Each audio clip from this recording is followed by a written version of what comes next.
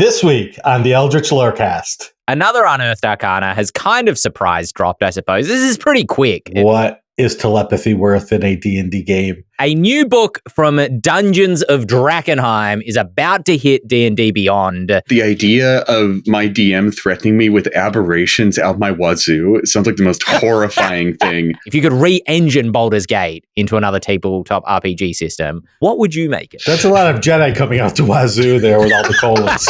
Does player skill matter? All of that and more right now. Hello, everybody, and welcome to this week's episode of the Eldritch Lorecast, the #1 tabletop RPG and Australian architecture podcast in all the realms. That's right.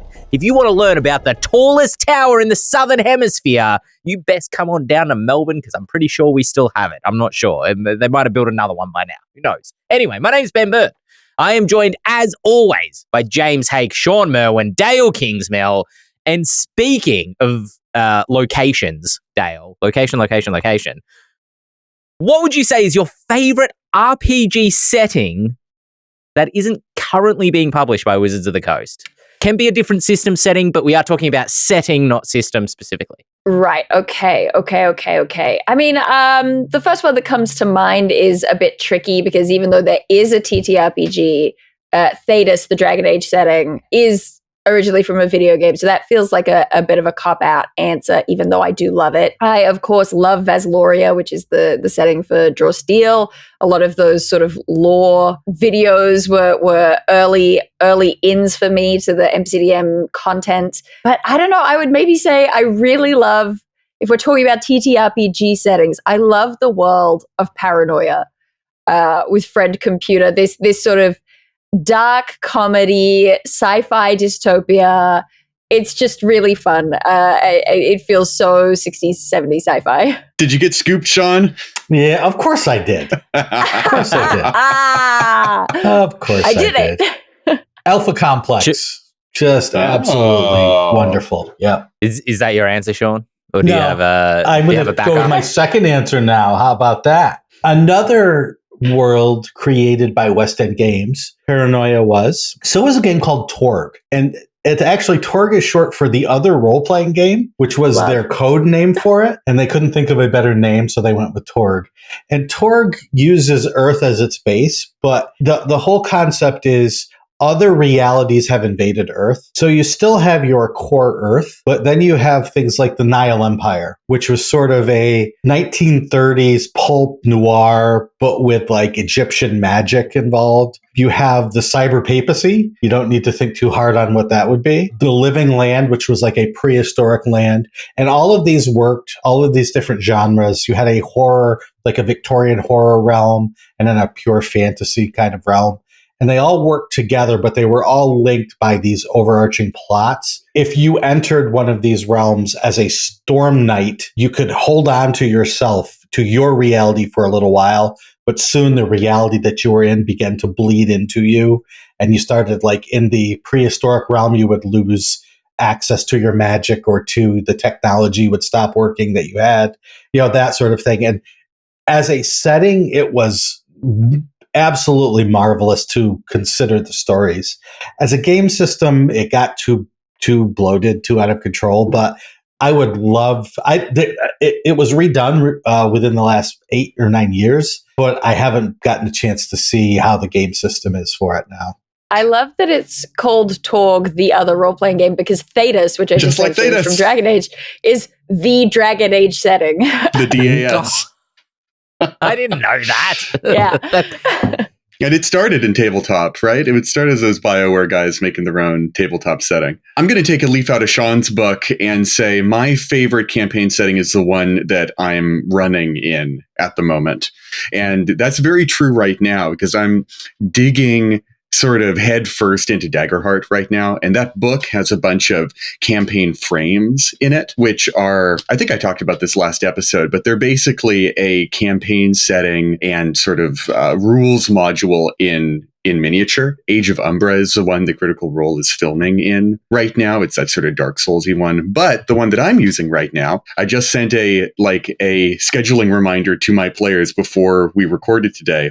for this Friday is The Witherwild, which is this very high fantasy sort of Princess Mononoke, Legend of Zelda Breath of the Wild inspired setting where an imperial force has recently kind of bulldozed into this ancient forbidden forest and decided to try and claim supremacy over it by slaying one of its primeval gods. As these things tend to go, that had awful implications for it. And you can see in this city in the center of the map that there is this granite, massive serpent skeleton kind of skewered on the tallest pinnacle of Haven, the Imperial Outpost city and sort of the central civilizational landmark in Fanewick, the vast sort of forested realm beyond it. The thing about these campaign settings is that they're really quite loose, right? The whole goal of the game is to get the GM and the players to start collaborating together. The map within it is maybe like it's the most concrete bit out of all of it, other than the one-page campaign brief. But that's because it has all of these little icons, these points of interest on the map, but unlabeled. And that's the thing that's really making my brain happy right now, is looking at the map and thinking, oh, I can't wait to see what my players in session 0 start giving me ideas about for all of these. Because even though the information is incomplete, there's enough there. There's enough of a seed that it's just sending my mind in all directions. And that's really fun for me. Well, speaking of campaign settings, actually, that's a terrible segue. Speaking of cool things. Because all the other ones are so good. The other ones are so freaking masterful. This one, scrap it. This isn't a coffee, Dael. That's all I'm saying. Another Unearthed Arcana has kind of surprise dropped, I suppose. This is pretty quick, it feels like, after the horror subclasses. It's been like 2-3 weeks. Yeah. 3-4 weeks, maybe. A period of time. Anyway, the Psion Unearthed Arcana class has hit. You can find it on D&D Beyond, or you can just Google Unearthed Arcana Psion, which is what I always do when I have to find an Unearthed Arcana. Not to be mistaken for the earliest Psion that they did, like maybe even 10 years ago now, 8 years ago. It was a while ago. Oh, the Mystic, that's what they called it. Anyway, this time they're not burying the lead. They're being honest. Even they admit that it's just magic. It's just a mage class that has a couple of different extra abilities. It gets some psionic dice. It's got some kind of cool subclasses that are a little bit off wizard. New spells, some of those seem kind of cool. What jumped out at y'all? Did you have a chance to take a look at the Psion? I did my homework this week. But I'm worried that I was reading it while I was in a crabby mood or something. or while I wanted to be doing something else. Because I feel like I've come out quite harsh on it. Okay. I think it has a lot of really good ideas. I think it's kind of a mess. And it's Unearthed Arcana, but it's like, it's messier than I'm used to for Unearthed Arcana. Sure. Just in terms of, I don't know, hey, Michael in chat brings up that this sort of Unearthed Arcana seems to confirm that WotC won't be developing psionics as a separate subsystem like they have in the past. And that makes Michael in chat sad. A lot of people on Reddit reacting to this seem to be really positive about that. Other people are like, I'm sad that it's just a spellcaster essentially, but also I'm glad that it's not using a separate system from spellcasting. And I'm like, what do you want? What do you want? Just reading through it, it's kind of, I'm on board. Okay, we've got the psionic, the energy die. Great. Okay. But then we start introducing, okay, but they only sometimes expend the die when they roll the die, which leads me to believe that when it doesn't specify that they expend the die, that they don't expend the die. But they have quite a lot of dice. But sometimes when you expend one die, you're rolling 2 dice. Sometimes when you are rolling a dice, you're actually not expending an energy die. You're using one of your hit dice. That comes out of nowhere and it comes in. And I'm like, I see that we're trying to do a bit of a psychic nosebleed situation here, but it's just kind of not working for me. Like, it's all just kind of thrown in together at the moment in a way that I find too tangled. I have more specific gripes, but they might be in sort of bad faith just because I'm crabby. Because it's cold. Because it's cold. I'm so cold. I'm so cold. Can I say that I'm fascinated by the way that some of their, what are they called? The psionic discipline options give you bonuses based on the spell school of the spell that you're casting. Has there been any other subclass that does that. I'm trying to think back to, all of the many wizard spell savants that showed up in the 2014 Player's Handbook. And I think there were minor things, but for a generalist scion to be able to specialize in spell schools like that, it feels like they're trying to take this in a direction that wizards have never been taken before. And yet spell schools just make me think of wizards, right? That's the confusing part for me. Yeah. Well, they're in a damned if you do. Dael summed it up nicely. They're in a damned if you do, damned if you don't situation where if you don't make a completely different system, people say, well, it's just a wizard. Why not just make it a subclass? Which makes sense. But if you do make it a completely different system, then people start having flashbacks to when it was a completely different system in first edition, second edition. Did you know that in the third OD&D booklet, psionics was introduced? So there was the first original pamphlet, then a second pamphlet, and the third pamphlet introduced the druid and psionics and demons and devils at the same time. So psionics are as old as druids in D&D, but still it's always been this thing that no one knows what to do with. And if you make it its own system, people don't use it. If you keep it part of the core game, people don't see a reason to use it. So I think, and something like this, and why they might try different things, like James said, with using the school of the spell as an impetus for action, is because they're going to try everything. They're going to try anything they can to see what pieces of this might resonate with folks. If they are going to use it, they are going to use it because they have to, not because they want to. And why would they have to? Because they may introduce a world or a setting at some point where psionics are ingrained within the world itself. And so you can't release a world that relies so heavily on psionics without at least some semblance of psionics. I think we're in that exploratory stage where they're just trying to find a way to make someone happy. Make 49.51% of the players happy with something that they can publish. I don't know. It's also, I know that part of it as well is that I just played a talent in Draw Steel. And so I have a very different version of a psionic in my brain that I was quite happy with personally. And so I'm also doing that unfavorable comparison thing. And I'm looking at things and going, well, but of the disciplines, these two are obviously better than all of the other ones that are super situational. So why would you ever take any of these other, and I'm doing all these things that are just not that helpful, but it does make me go, I just want to play a talent. I just want to play a talent, which is not ideal, I think. Well, also, I don't understand why the Metamorph is a Scion subclass. I don't understand. Sorry. No, that's okay. Because I have a question. Right. Because for me, the big problem here, and the damned if you do, damned if you don't, just make it magic, just make it a separate system, is that to me, psionic it's just magic. It's just a magic system, really. Right? It's just a magic system that says you do magic with your brain instead of doing it like with spells or drawing on alternate realities. Mechanically speaking, like it might have different labels on it. Narratively. No. I understand what you're saying, but I'm just clarifying that in terms of the way the game works, it works in the same way as a magic system would work. Narratively, it is essentially the same. But a lot of the time, if you're using a psionic instead of a magic, the difference is that they have different labels, and that matters for things like damage resistances. Anyway, go on. Sure, but it's all just magic, right? And that's why it's difficult to create a rule system without creating an entirely separate rule system, is because it's all just magic. Like for me, it's like chalk and cheese a little bit. If you try to get psionics into your classic fantasy, unless psionics is your magic system, then you're kind of mixing two things that already either don't mix or they mix so well they're fundamentally the same thing.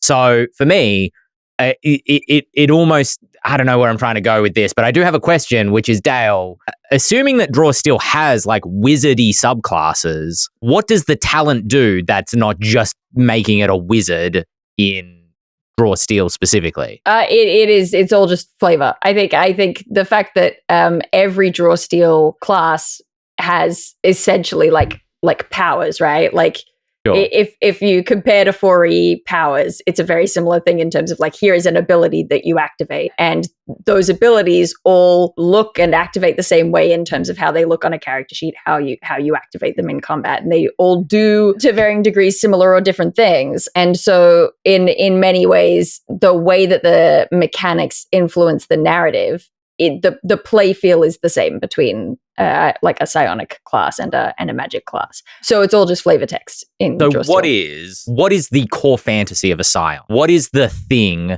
that a scion does that a wizard doesn't do? I should have clarified, actually. The one thing that does feel really different but from the other like caster classes is because you have your bespoke energy system, right? Your points that you spend on stuff, your resource, your heroic resource. The talents psionic resource is that you can sort of gain energy. What's the energy called? I don't remember. But you also gain strain because you can put yourself into debt. So it does the psychic nosebleed thing in a very elegant way, which plays into the narrative that I think of when I think of like Jean Grey, like, oh no, I'm going to collapse now because I've just been doing telekinesis. You know what I mean? Yeah, I guess so. In that way is the thing, is what I should have clarified. You know, like Aragon has a magic system where strain is a thing, and like people. For sure. So I don't think strain is like for me is necessarily the thing that makes a psionic. And just to clarify as well, I'm talking in this question broader than draw steel. Like in any fantasy setting, what is the I was going back and psionic? answering the previous question. You sure? But the other like class that comes to mind for me or subclass is the Way of the Leaden Crown Monk from Grimhollow, right? That is a great psionic class in my opinion. It feels like it is using psychic powers, even though it uses a lot of the same language and mechanics as magic in 5th edition as a system. But the flavor that is built around it feels like you are a Sith Lord using telekinetic powers rather than feeling like I am casting a spell. So the thing about psionics, to me, the core fantasy of psionics are telekinesis and telepathy, right? If you're doing a psion and they aren't doing one or both of those things, you've lost the plot. If you can't move things with your mind and you can't speak with your mind, why include a scion? And that to me speaks to the larger problem that D&D is facing. It's not a problem with the scion, it's upstream. It's a problem with the player's handbook. Mm-hmm. It's a problem with the wizard, as usual, eating everybody's lunch. The wizard goes to the buffet when everyone else brings a lunchbox from home. Because the scion historically always shows up later than the wizard, D&D will never square this circle. Right. They can use as many psi points or, make monk psionics like they did in 4th edition. They can do as much of this sort of furniture rearranging as they want to. But until they codify this, until they take a slice of the pie away from what the wizard's core identity is, which is doing everything, then they're never going to get a satisfying scion. On a different podcast, I basically said the same thing, James, which was if you want psionics in your game, create your game with psionics. Don't try to add psionics later. I agree with you. I have another question here then. Wait, but can I really quickly, just because James specifically brought up telepathy, like the core two things, telekinesis and telepathy, and that's what I'm now like, maybe that's what put me in a bad mood about the Unearthed Arcana Psion, because you get to telepathic connection is one of the first things. Level 1, psionic power, telepathic connection. You have telepathy with a range of 5 feet. Yeah. 5 feet? As a bonus action, you can expend 1 psionic energy die and roll it for a number of minutes equal to your psion level. At this point, 1 minute. The range of your telepathy increases by a number of feet equal to 10 times the number rolled. Okay. So at that point, that's an average of 35 feet. So 40 feet worth of telepathy for 1 minute. And it's like, okay, weak source. But then I saw that there's a subclass for a telepath. So I'm like, you know what? Maybe that's what it is. They're just saving it so that they can use it for the telepath. And then the telepath's boosted version of telepathy is just like, your range is 10 feet. And I was like, okay. So now we're at 45 feet once it's okay, great. And then you could simultaneously for an extra cost or whatever, you could contact a couple more people. Not that many, just a couple more. Not for longer, not for further, just more people, which implies that the first time around you could only contact one person within 5 feet. So that's great. Anyway. Yeah. And that, of course, begs the question, what is telepathy worth in a D&D game anyway? We can answer at some other point. Yeah, okay. We'll put that one in the back pocket because I think there's an interesting discussion to be had around that and like table talk, like cross table talk and what counts as being like out loud in the world and not. But jumping back to the question I had before, James and Shawn were talking about, if the wizard already exists, psionics is just kind of magic because the wizard has already, and I think also if you separate out the core fantasy of the wizard, the sorcerer and the warlock, I think if you try, like, all of them collectively kind of eat Psion's lunch. Because if you think of, like, no, psionics is different because it comes from the person and, like, their strength of will. I'm like, yeah, that's the sorcerer, like, the sorcerer kind of covers that flavor of, like, it comes from within them. But when I think about settings, and I was talking about this the other day when I was doing the Grim Hollow Player's Guide flick through, which was there are now 40 subclasses and a new class within that book. This is not a sales pitch, I swear. The only thing missing from that book is the core class. Right, which we talked about throwing them in there as SRD, but we thought, let's save some sanity. And most people who are going to play in Grim Hollow are going to have the player's handbook. But you could fundamentally play a game of 5th edition D&D using nothing but that player's handbook, the Grim Hollow Player's Handbook, and the core classes from the PHB. I think there's a world in which a group would be like, okay, these are the only subclasses you can choose from because these are the subclasses that exist in this world. Let's not bring in Ravnica subclasses or Eberron subclasses or subclasses from this book. These are the subclasses that exist in this world. So could you see a book in which it's kind of saying, all right, this is the Psion, whether it's subclasses or an entirely new class, and like wizards, sorcerers, and warlocks don't exist within this setting, or you could play those classes, but you need to use these subclasses because that to play purely this setting, because that communicates the idea that psionics is the only magic system within this setting. Am I making sense? Does that sound fun? It sounds fun to me, and I think a game master would be smart to do that, assuming that the players listen. And that's what it always comes down to is, can you get the buy-in from the players to say, let's put aside these other 3 classes for now. If you want to use magic, this is the one that you need to use because this setting doesn't have arcane magic or doesn't use arcane magic. So here you are. Some players would be like, great. And some players would be like, why did I spend money on all of these other books? It's the audience that you need to be aware of. And as a game designer, as a world designer, that sounds marvelous. As a marketing person who wants to sell books, I'm like, good luck. Speaking of campaign settings, a new book from Dungeons of Drakkenheim is about to hit D&D Beyond. It is not on D&D Beyond yet, but it should be by the time this podcast is edited and on YouTube. It'll be in the show notes or it'll be over there somewhere. Monsters of Drakkenheim launching on D&D Beyond on June 3rd. Woohoo! Will unlock for Kickstarter backers who chose that as part of their backer reward, and then everybody else can purchase it. Openly purchasable for the public if you didn't get it at Kickstarter. Over 200 cosmic horror-themed monsters, haze whites, aberrations out the wazoo, a whole bunch of really cool vampire stat blocks. I was flicking through it yesterday. And more than a monster book, it's also got lairs in it, new conditions, role-playing traits for monsters. It's really cool. It is a really cool book written by Monty and Kelly, friends of the show, the Dungeon Dudes. Shawn, have you had a chance to look through it before? I have not, sadly. I've seen parts of it, but I haven't had a chance to sit down and really go through the whole thing. Ben, I just wanted to say that the idea of my DM threatening me with aberrations out my wazoo sounds like the most horrifying thing possible. There's a Greek myth about that. I'll bet there was. That's right out of Shadow of the Demon Lord for those people that play that. Yeah. Well, I mean, this book might give you the wazoo aberrations that you're looking for. One of my favorites with the art for it is really amazing. It's called the Bojack. What would you expect the Bojack to be? Some kind of horseman.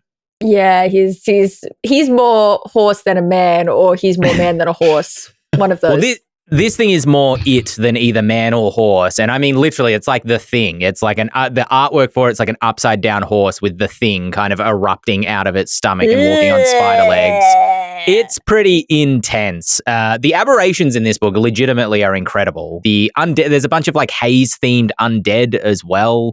The haze, if you're not familiar with Drakkenheim, is kind of this eldritch mist which spreads and causes mutations from the delirium stones. It's super cool. There's a whole bunch. I remember complaining about the vampires from the new monster manual. There's a whole bunch of really cool vampire stat blocks in here as well that have regeneration, because all vampires should. Go check it out. It is on D&D Beyond. Yeah, really bad at doing... Shawn Merwin reporting from the field, coming live with some news. Wizards of the Coast, am I to understand they've penned a new video game publishing deal? Is that correct, Shawn Merwin? That is correct, and I closed the window that had that information. I believe it is called Giant Skull Studios, and it is a new studio that has been put together from many industry leaders, including the director behind, help me out here, Star Wars... A Jedi Fallen Order. A game with two colons in its Jedi title. Survivor. Star Wars, Jedi, Fallen Order, and Star Wars, Jedi, Survivor. Or they might not have the two colons, that one. It might just be Jedi Survivor. It's a line break, but it's a less funny joke. Fair enough. That's a lot of Jedi coming out the wazoo there with all the colons. But also a couple of the God of War games. So 2 and 3, I believe. The art director for one and the executive director for the second one is heading Giant Skull Studios. And they've penned what they're calling an exclusive deal. And that is what caught my eye more than anything. Because I'm wondering what's exclusive about this. Are they not going to let other people make games? I think they will. So what is the exclusivity referring to there? That's what I want to know. We'll find out. It could be. So just to clarify, because I've got the article up in front of me, I was just looking for Mr. Stig Asmussen. Sorry if I mispronounced that name. Who was director on God of War 3 before moving over to work on the Jedi Fallen Order, Jedi Survivor games, is heading this studio. Has a bunch of other credits on other God of War games as well as kind of in the art department. It is possible. My understanding is, and I'm not sure if this is still the state of affairs, but EA, the video game publisher, for a while did have like an exclusive deal to publish Star Wars video games. But they had multiple studios under them working on multiple different types of Star Wars games. The Jedi Survivor, Jedi Fallen Order games were part of that. So was Star Wars Battlefront 2, which folks are now calling for a Star Wars Battlefront 3 off the Andor hype, I think. So it's possible that Giant Skull, who I believe they do refer to as a publisher in this, although Giant Skull are a studio, I don't know. We're passing this for the first time, so please bear with us as we kind of rushly read this article. My interpretation was that they were entering kind of into a second-party studio deal, right? Sure. If you were to look at Nintendo, for example, right? They're a first-party publisher, right? They own the hardware, they own the IP, and they make the games. Whereas you could look at Sega is a third-party publisher. They make their Sonic the Hedgehog games and they allow a first-party publisher to put them on all their platforms. But there are some studios that are separate from Nintendo that make games exclusive to Nintendo hardware. The Pokemon Company is the big one. Nintendo does not own Pokemon, but they do have an exclusive licensing deal to make their video games. And so that's the impression I'm getting. I don't guarantee this information, but that's the impression I'm getting. It's possible, but I understand your skepticism over that being the case, Shawn, in terms of like when they want to spread D&D as far and wide as they can to kind of like Games Workshop does. It's also important to remember that who is the president of Wizards of the Coast now? We always go to Hasbro. We always go to Chris Cox.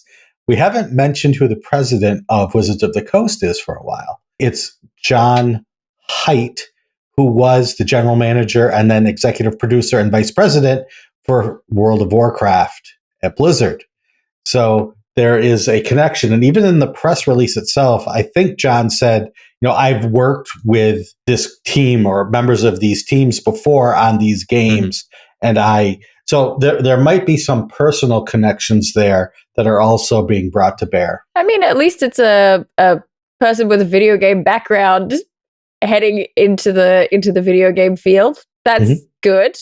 It does feel like they've been trying to do this for a long time. Nathan Stewart was a former VP at Microsoft and Xbox, and he became VP of Wizards. And so for years now, for almost a decade, Wizards, I think, has been trying to do this.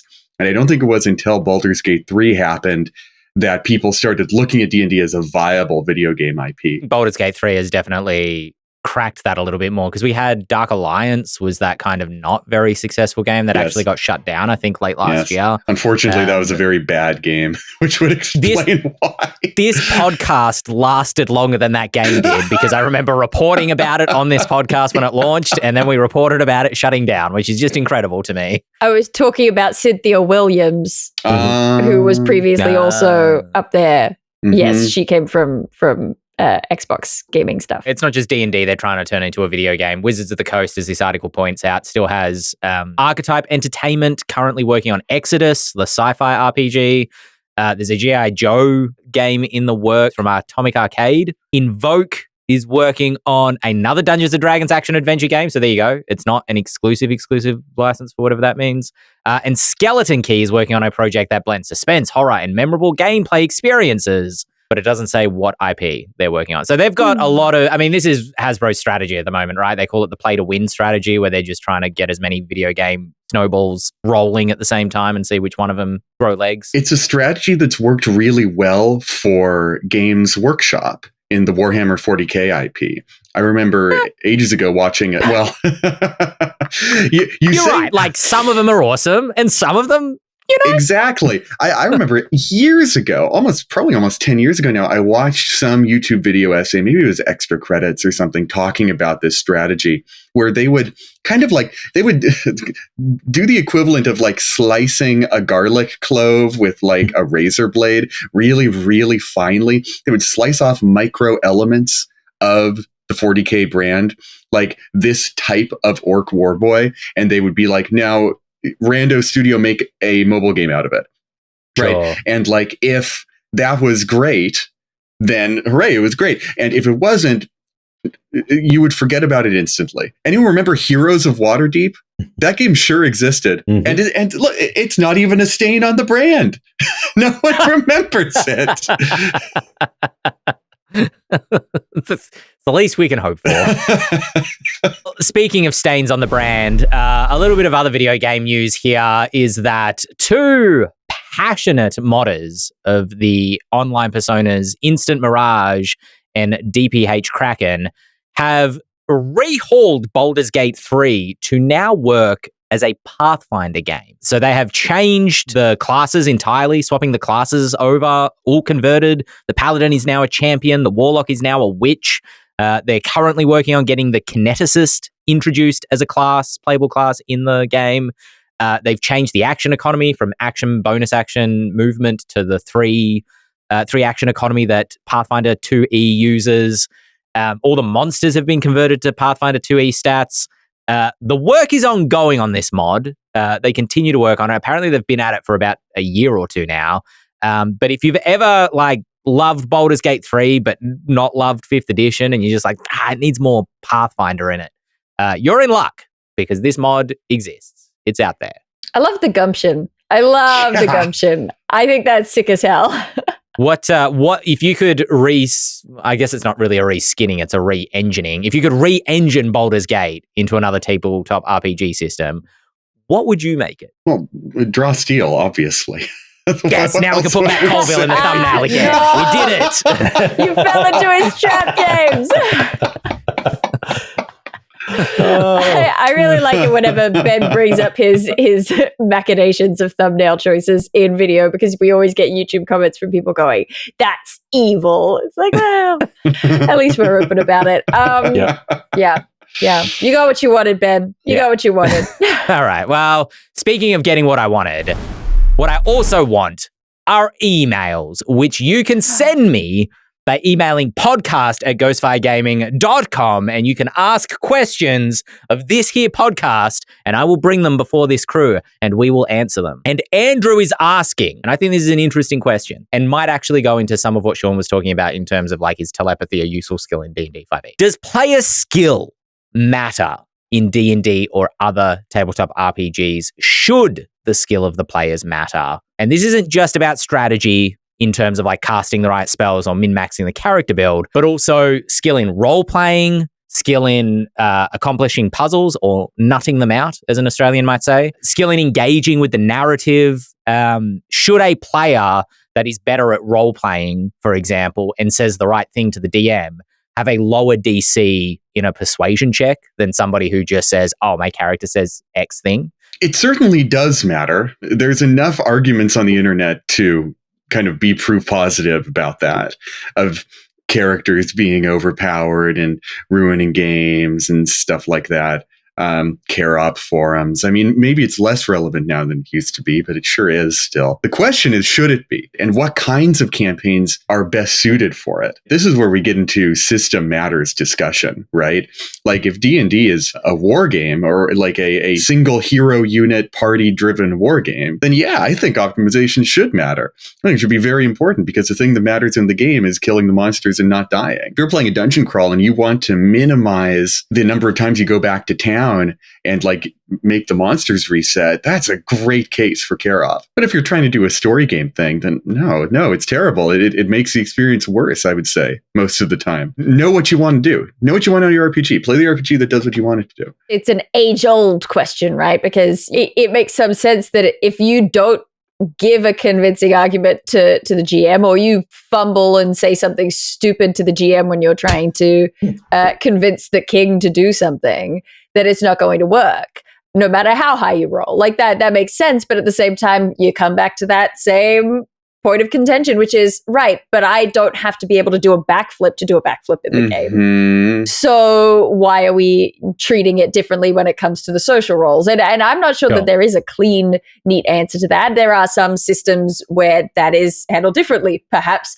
for example, Draw Steel, where negotiation is much more sort of codified, and there are specific pitfalls or good things that you can say or not say to help your negotiation. I don't know. I think it's just a messy thing. I have more things to say, but I want to hear what Shawn's going to say first. What's the goal of your game? Is the goal of your game to laugh and have fun? Then you want players who are skillful at saying funny things and doing funny things and telling that kind of story. Is it to get through the dungeon with as little damage as possible because you're in some sort of competition? Then the skill better be in picking the right things for your character and making the right decisions when those things happen. Unless the dungeon is all puzzles. And then the skill better be at solving puzzles and having a background in logic or twisted thinking or something, seeing things differently than all the other players are going to see it. Of course, player skill matters because players matter. Who is at your table matters. I can say I've probably had players of every skill level in all of those things over the vast 25 plus years I've been DMing publicly, and longer than that privately. What I want is not to focus on the player's skill, but on player cooperation, on players doing things to make the game what everyone else wants the game to be. And there's a skill in that, and that is the most important skill. The most important skill is doing what needs to be done to make the table work the way that the table wants. And if there's a diverse set of goals, then the best players are those who are skilled at making sure all of those goals are met by not just being the funny person or being the person that enables others to participate, but also is able to kill the monster quickly if that's what is called for, and take notes if that's what is called for, and order the food on time if that's what is called for. Give me a player who has the skill to get the food there when people are hungry, not after, and I will show you my favorite player. Oh, beautiful. As always, Shawn Merwin with the best answer. But I love that you bring up the different kinds of games and different kinds of skill. And what do you want out of the game? Because I do think that ultimately you're going to get good at the game you play because you are practicing that thing. If you want a narrative game with intricate character dynamics, then first of all, you got to filter out the players who don't like that kind of gaming because they're just going to stop accepting your invitations because they don't want to play that way. Then you're going to have the players who are interested in playing that way play that style a lot until they get good at it. It's just practice, and that's it's like how improv can be learnt. Like, you might not be naturally funny or good at playing pretend as different characters, but if you do it a lot, you will pick up on the different bits and skills here and there. And ideally, if you have a good, DM or a good, other people in the group who are willing to help you along learning that, it's going to happen faster and better. I just think that is what happens when you play a lot. I'm fine with people who are very skilled. And I'm fine with people who are not skilled at all, who are either learning or haven't quite grasped the rules and are getting there. What's hard is people who think they are skilled and they are not. Any or all of those things. That's where you run into real trouble because people think they've got the best tactics and the best character build when they don't. Or they think they're the funniest. Or they think they're the most entertaining when they're not. And that's a hard thing to deal with. Somebody who doesn't realize that they're not what they think they are, because you can't help them so much as cover for them. I largely agree that it depends on the table you want to run and what the group want out of the game. Because my experience in this is the way that I set up, particularly Monster Hunt style scenarios, I am trying to educate my players to look for clues, to really hunt the monster as opposed to just go and fight the monster. And the way the scenario is designed within 5th edition typically is the more clues, the more things you pick up, the more likely you are to be able to access the Death Star exhaust port on the monster and be able to take it out quicker. The less clues you pick up and the more you just kind of skim through each scene and you're just like, yeah, whatever, point me at the thing, I want to go fight it, then the more difficult the fight is going to become. And I've had examples of this where I ran one monster and one group just cruised entirely through it. And then a different group, same scenario, exact same setup, really struggled with it because they were not being in any way sort of tactical or anything like that. But I can appreciate that that is a preference of how I run the game. And if I have a group that are just not interested in kind of picking up the little clues that I'm sprinkling down, that you can, I'm not running Dark Souls, therefore I'll help them out when it gets to the monster fight. I'll show them where the exhaust port is as opposed to kind of like talking around it and hoping that they pick up the clues. Unless the players want the experience of like, okay, we want it to be a hard fight if we don't pick up the clues because we want to feel rewarded for picking up the clues and then we want to feel challenged if we don't, kind of meeting the players where they're at between creating a Soulsborne experience and creating a, really cruisy or narrative story-based experience. And different systems are going to be better and worse at also adjusting that dial as well. But that's just my experience with and your experience is exactly what I was talking about, Ben, because I have had this experience with people before who say, listen, make it hard, right? Make it hard. And if we don't get the clues, if we mess up, let us have it. And they're like, okay. And then they have it and they're like, that was too mean. That was too hard. Why did you do that? I'm like, well, because those clues were right. It's never their fault. It's the game was too hard. It's the monster was unfair. It turns into those things. So it's as much a matter of, I think I've said this before, right? Players lie, just like everybody lies. And so you have to ferret out the truth behind what you are told. Sure. Yeah. In the video game Left 4 Dead, one of the greatest co-op games ever made, there is an algorithmic process working behind the scenes in addition to the difficulty setting of the game that the devs at Valve called the director, because Left 4 Dead is Hollywood movie themed.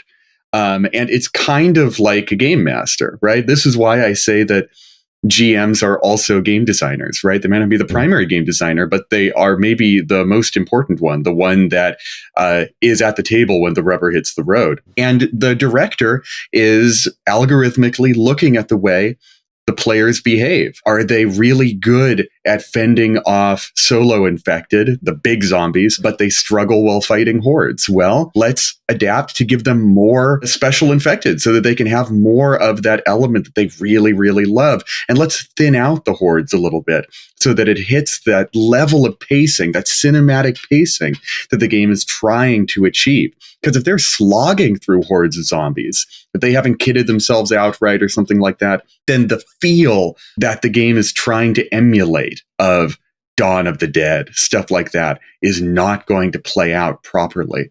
And so even though it's technically a behind the screen cheat, it's achieving the end goal of the game, which is just as much a factor of texture and game feel and experience as it is playing by the rules as they appear in the book. It's interesting because this conversation kind of boils down to, as all conversations do, as Shawn has pointed out multiple times, in terms of like, talk with the players, talk with the group, and gauge what everybody wants at the table, right? And folks kind of see that as a cop-out answer when they're like, no, but I want to run my game this way. How do I get people to play it?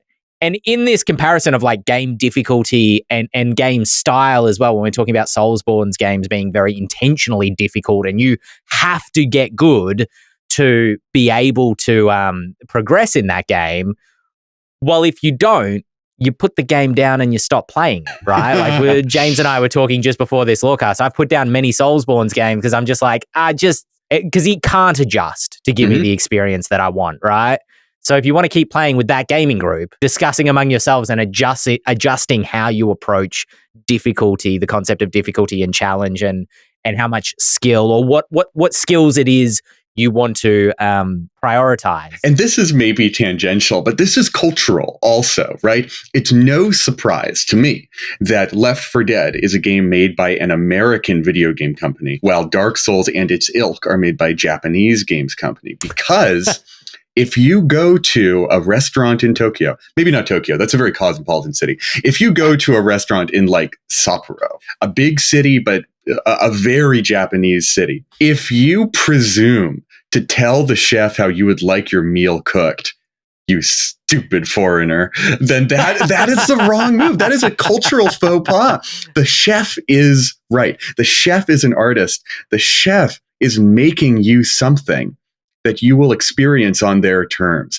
And that is the game design approach that you see in Dark Souls. They're making you an experience. If you don't like it, go play a different game. Well, that's also speaking to the fact that Call of Cthulhu, if I'm not mistaken, is quite popular in Japan as opposed to Dungeons and Dragons. I don't know. It's such an interesting thing to talk about when we talk about skill, because like Pat's in chat brings up, I mean, correctly, the most important skill in a TTRPG is sharing the spotlight. I would frame it differently. I would frame it as listening, honing your listening skills, being able to tune into what's going on with everyone else around you, which is actually quite a difficult skill to train in. But, you know, it's a great sort of scenario to train in that. But it's also interesting because we are talking about, and we've touched on all of these things, you know, there are different sets of skills. There are, you know, and it is easier or more difficult to learn to get better. If you are bad at building a character that will work well in combat, it's fairly easy for people around you to point out where those flaws are and to correct it for you. And it can be a quick correction, and you don't have to necessarily get heaps better at it for that problem to be fixed for this campaign at hand or whatever. But it's also really interesting because as we talk about the Left 4 Dead system, that is another thing, is that the GM's skill level can accommodate to a degree for player skill level not being there. So even though I do think it does make a difference, skill level of players into the enjoyment of a game and a particular play style and things like that, it's also it's good to be aware that you as the GM can hone those skills at tuning into what your players want and need and are comfortable with, not comfortable with. You can train those skills and kind of make up for that deficit a little bit. What we're coming to here, I'm either repeating what somebody said earlier or I'm encapsulating the discussion. But this idea that like skill is important in role-playing games, But the skills that are important are the skill, are being skilled at finding the fun for yourself and the rest of the group. Because as you talked about character creation there, Dael, and I know that Andrew in his original question was like, I'm not talking about character creation. But let's sit on character creation for a second. We're expanding it, Andrew. Well, I remember making a monk, right? And I really wanted to play Iron Fist. And so I was like, I don't use weapons. I'm a monk. And we started at like level 1. So I was rolling D4s. And I just felt really underpowered, constantly getting smacked down by the villains, by the monsters in the game, because I had to be in melee. Meanwhile, the level 2, 3, must have been level 3 because he had a subclass ranger, is sitting back shooting rockets, doing their D8 from the longbow plus D8 from Hunter plus D6 from Hunter's Mark from, 30 feet away. And so like I had built this suboptimal build trying to find the fun of storytelling, but had missed out on the fun of the actual fight in the game because of how suboptimally built my character was. And so I actually went back and created a new character who was a rogue, who I had a lot more fun with because they weren't overly optimized, but they were just a bit punchier, a bit better at accomplishing the making combat fun skill. Whether as in other campaigns that I've GM'd for more than necessarily played, everybody's built suboptimal builds deliberately, but it's because they're much more, like the whole campaign is surrounded around storytelling. And so the skills required are different, as I think Shawn said earlier, the skill of engaging in storytelling and role-playing or engaging in being funny or whatever it is. So skill is important at finding the fun for the person in the group. And that as far as D&D is concerned, at least, intra-party balance is the most important type of balance at your table for player fun. Intra-party balance in terms of being able to work together to find the game that each of you want. Yeah, and that if one player character is vastly more powerful mechanically than another, that's where things really arise. That's where problems really show up. If that matters to folks. Yeah. But that can be a type of balance that offsets everything, because you could have the one character that could solo the entire adventure and everyone's fine with that because they'll do their little things, but they'll have their fun at this other point where there's role playing or when it comes to some other aspect of the game. And that's when the balance can work in a lot of different ways. But you're absolutely right. If one player thinks that they are powerful and they realize they're not because look at what this other player is doing, that's when things can go sadly awry. Pats has asked or said something in chat that's raised a question for me because, kind of bouncing off James's question. I always tell players when they ask, especially if they're new players, like, oh, do we need a healer? Do we need a tank? Do we need a fighter? I'm always like, no, we'll figure it out. Like, play whatever you want. If we end up with all rogues, all bards, whatever, like, we'll figure it out. To be fair, invariably, I have actually come into scenarios where I'm like, oh man, this party really needs a tank because I keep putting them on their butt and I'm not trying to, but they've all got barely any hit points. But anyway, that point notwithstanding, is that more important in a game like Draw Steel, Dael, where the synergies between abilities are arguably more important than necessarily in 5e? Like if you are missing a class, or if everybody is playing the same class, or you have even just double ups, does that mean some synergies aren't firing off in the way that they should be? It's a little tricky to say with my amount of experience, but I think the only sort of intra-party balance stuff that stands out is I think that you do still like have the old school, you need a healer. Sure. I think there was a phase of game design where they were trying to be like, you don't need a healer if you don't want a healer. No one is stuck playing the healer. Then it got to the point where they were like, no, okay, you do need a healer. But what we will do is make it that there are different capsules that healing can come in, and the play style attached to that healer can be different. And that there's no one class that is the healer class. It's that, you can get it from different sources and different angles. And I think that works out. But I don't know, my experience of sort of synergy between abilities in Draw Steel has been more that it's like fun stuff that you can discover. And part of that is also being able to choose the turn order rather than being stuck with initiative, right? So you get to do your sort of fastball special type things. It feels more like ground level. But to be fair, as a player, I've never felt deeply, deeply concerned about party composition in 5e either. So maybe I'm just not the right person to answer this question. Yeah, I mean, and I've played it twice, I think. My experience with Draw Steel, I will say, in the combat is that it gets more frustrating because of that. You can choose who goes when, and then the enemies kind of go between you all.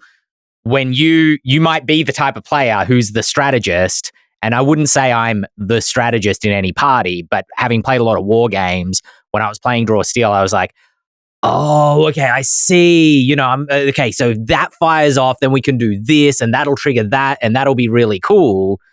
But then if the rest of the party don't want to play that way, and somebody's like, oh, can I go next? Because I want to do a thing. And somebody else is like, can I do it? And I'm sitting in the background going, wait. If we do it the other way around, it'll be way better, But then Seems I'm like the an arsehole aura anyway. issue. But I don't know. I've just never been in a group of players quite like that.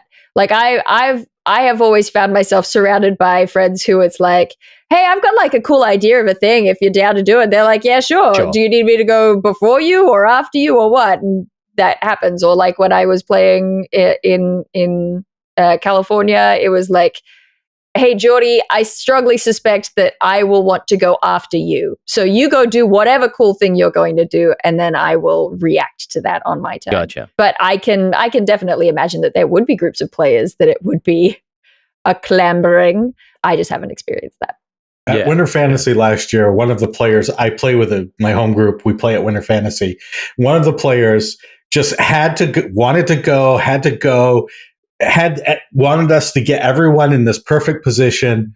And we knew that he was going to hit like 5 shambling mounds with a lightning bolt.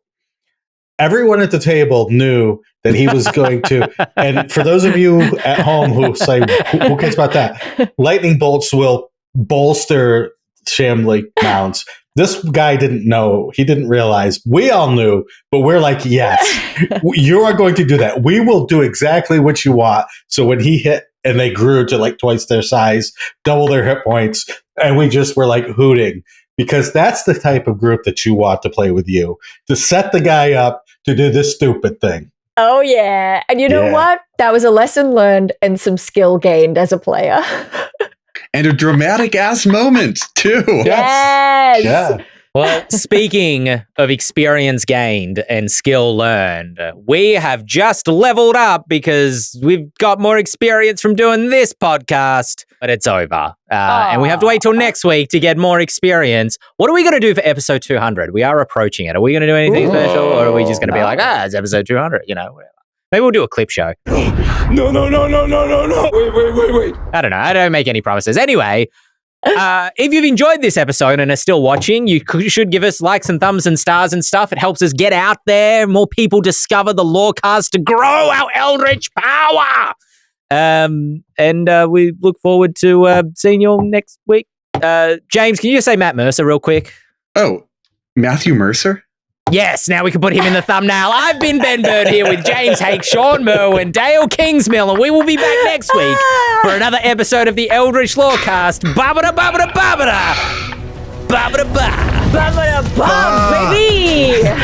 Also, just quickly, it had nothing to do with the topic. Turbo said Party of Clerics, which I thought was great because it gave me an idea. The Arcanist Inquisition, always positioned as the villains in Grim Hollow typically. But what if you ran a campaign where somebody was a cleric, somebody was a paladin, somebody was a fighter, and you were like missionaries from Castanella going to Shano or another kingdom, and you were all just horrified by all the magic that was around you constantly. It was kind of like, we are not in Kansas anymore. That'd be a great campaign.